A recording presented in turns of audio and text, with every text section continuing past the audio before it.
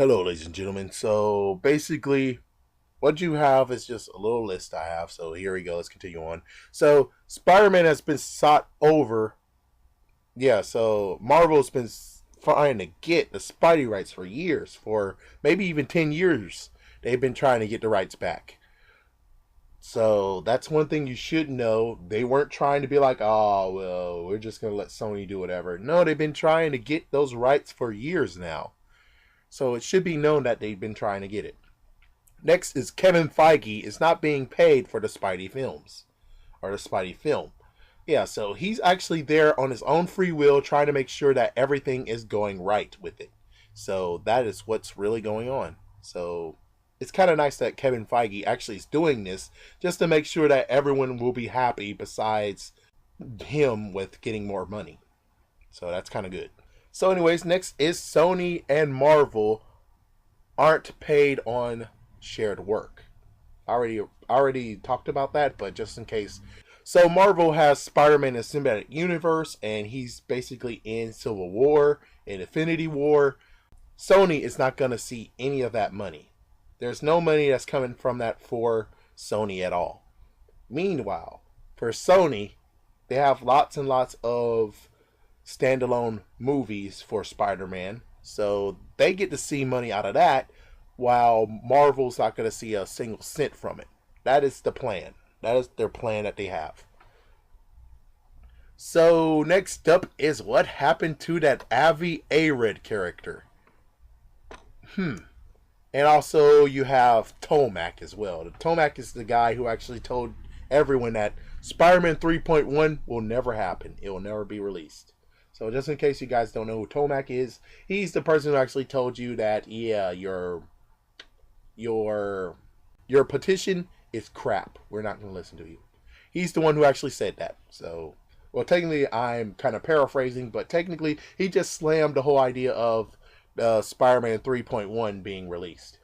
So, yeah. If you guys are pissed off, write to Tomac and tell him how you feel. But anyways, those guys are just executives now. They're just executive producers. They have no say whatsoever in there.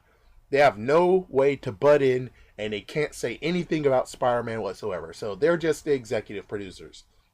They're able to get their name on the movie, and that's it. They don't have anything to do whatsoever with Spider-Man anymore. Of course, that's kind of deserved. Especially with Tomac here, who was in the first Spider-Man movie that was ever made, and then he decided to flee. I don't get why he did that, but I don't know. That's maybe Hollywood.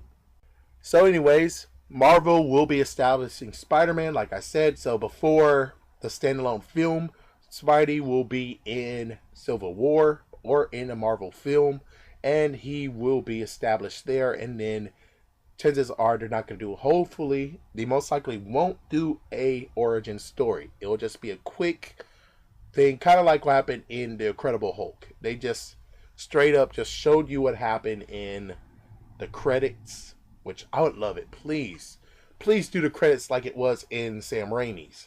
Of course, you could do it differently, of course, but I would love you to actually do it what happened in Spider-Man 2. Spider-Man 2 was the best one I've ever seen. So please do something like that. Please do something like that to sum up what happened with Spider-Man. Please do it. Anyways, so Sinister Six. It's not the same film as before. Like I said, Sinister Six is still on. The Venom spinoff is still on. And the female character is still on. All thanks to Amy Pascal. So it's not going to be the same because, like I said, it was an old franchise. Since the new franchise is now begun, they kind of have to figure out how in the world they're going to make the Sinister Six happen before even Spider-Man came to be. Or, I don't know. Next up is, like what I said previously, is the Spider-Man rights are still Sony. Sony still has Spider-Man. He is able to actually just be featured in the films.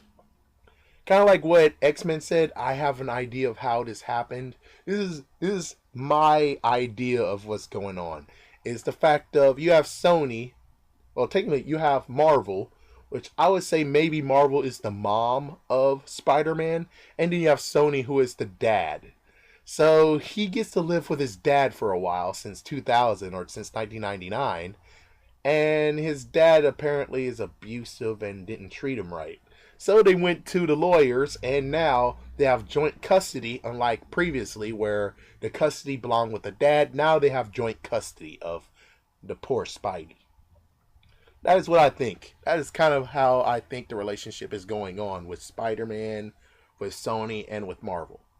On the other hand, I guess it could be vice versa, because Spider-Man has to become a man, and what's going on is that from his movies, he doesn't seem like he's being a man, or at least he doesn't seem like he's actually getting the right advice. So maybe his mom sucks, which is aka Sony, and you have Marvel, who is the dad, who actually has advice for the poor lad, which most likely will make him better than what happened previously. But of course, I do have to say, after Spider-Man 2, that's when everything went downhill. Okay, next up is, of course, we all know Mark Webb is out. He is gone. He is not going to be in any more Spider-Man films. Next up is Andrew Garfield had a chance to come back, but Sony or him or Marvel rejected the idea. We don't really know. We don't really know who rejected him. Some say it was him who actually refused to work with Marvel. On the other hand, since he did do something which I would like to say he's a hero for it, it's the fact that he slammed Sony a few months ago, saying that the reason why Amazing Spider-Man 2 was horrible is because Sony had their hands in the movie and decided not to allow the director to decide what's in the movie and what's not in the movie, and that's what caused Amazing Spider-Man 2 be a total crap hole. He actually said that, and I think he is a hero for it. And I think he deserves to be Spider-Man along the road. Maybe do a Spider-Verse, or you make him Spider-Man in some other version. I don't know what maybe he could be Spider-Punk. I'm kidding. Spider-Punk most likely have to be black, sadly. But yeah, he could be Spider-Man eventually. He could be Spider-Man again, even if it's for Spider-Verse. So yeah, that's kind of cool. But as for who did it, I would think technically Marvel is the one who basically told them no. I think Sony was trying their hardest to be like, please allow Andrew Garfield to return. Well, actually, no, it couldn't be them either, because he slammed him. So I don't really know. I can't tell. For right now, I'll give you more. I'll get information as soon as I can and tell you who did it. But for right now, all I can tell you is someone told him no. Someone said no to the whole he's gonna be in the Marvel Cinematic Universe as Spider-Man. But he did have a chance to return. He did have a chance. I think I'll end it here. Yeah, it's a good idea to end it here, and then I'll do the whole why Miles Morales can't be Spider-Man yet. So thank you for watching, and I am webbing out. Peace.